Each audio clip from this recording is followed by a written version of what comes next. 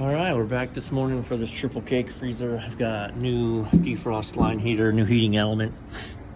I didn't open up the insides last time because I wasn't here to do that specifically, but look at how rotten that is. It's actually so rotten that look at the burned dust. All that is charred.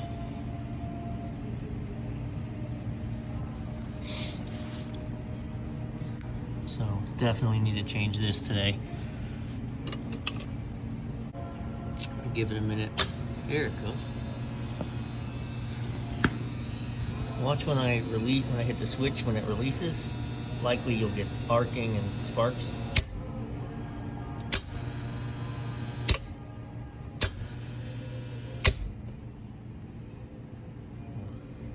So bad. That one's real bad. There's just nothing left.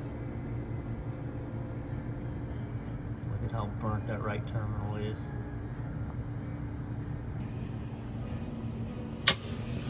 All right, well, I'm gonna kill this, go get the parts out of the office and get to work. All right, I got it. The temperature cutout in here. So now we got 211 here. And when I put it in a defrost, I got RL3, which is the signal for defrost. But in DLI, right, so we get in here, the DLI was set for like 40, which meant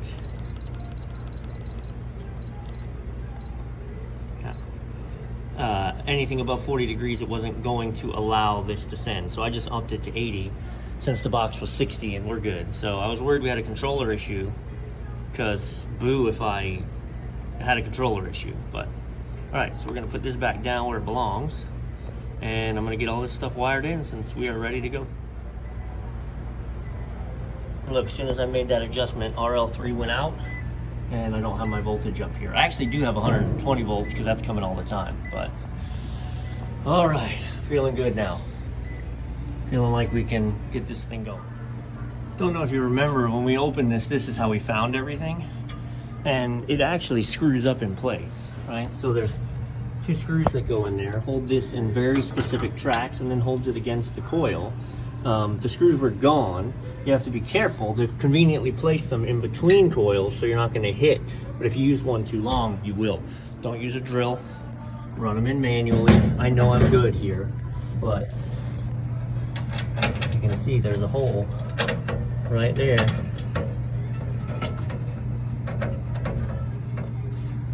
So we can pull this right up. That's how they should be properly installed. So it's closed all the way across. All right, I've got all the wiring secured to that far side. We've got the heater secure. We've got the drain line heater plugged in. We do want to note that when I pull it through, I don't want to see this come out the back side because I want a little bit of this heat tape sitting at the entrance. So if we see, let's see, let me push it down. Once you see that black tape coming out the outside, you're there. So, I mean, that's okay actually because it's going to be right here, but I'd rather not have those connections even though they're watertight sitting in the water. So I'd rather put a tiny bit of distance between them. All right, I'm gonna fire this up. I'm gonna put it in freeze and let the coil pull down a little bit or the defrost won't engage. And then we will get the thermal on the defrost, pull an amp draw, and prove everything's rolling. All right, so we got a nice warm drain line heater. That's activated all the time. So even while we're in cooling, the drain line heater is warm, so that's nice. So we'll get the wiring taken care of. Let's put it in a defrost now and see if we got amp draw. Da, da, da, da, boom. All right, let's try and remember which one is bringing my power up top.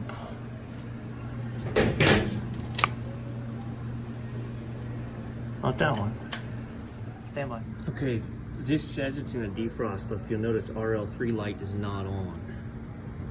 So we got something wrong in a setting. Let's see if we can figure it out.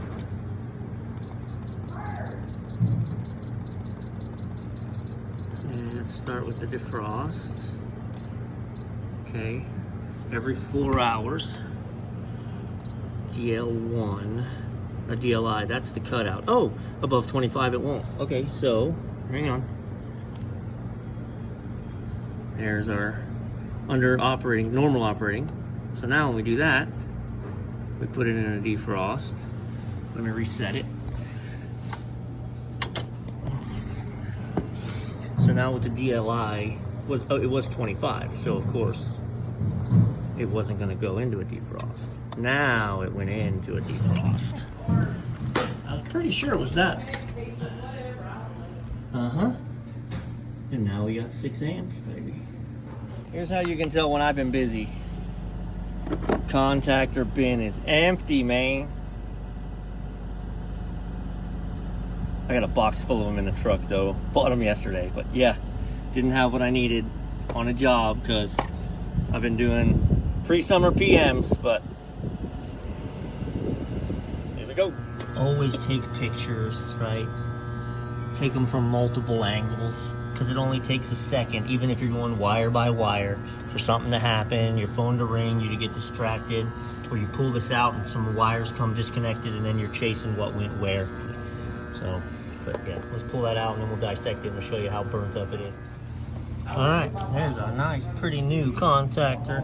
I pulled the cover off because we're inside. We're not gonna have a dust problem. And this way we can monitor the points. Let me pop this off and show you. All right, so the contactor pulls in proper. Just how burnt and charred. It's funny, the pitting isn't terrible, and even on the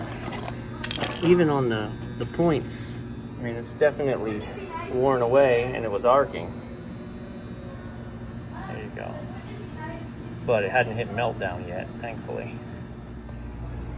All right, she just pulled down the 25, put the final touches on everything, fixed the putty behind the drain line, tacked that in. So now we're just gonna let it run. And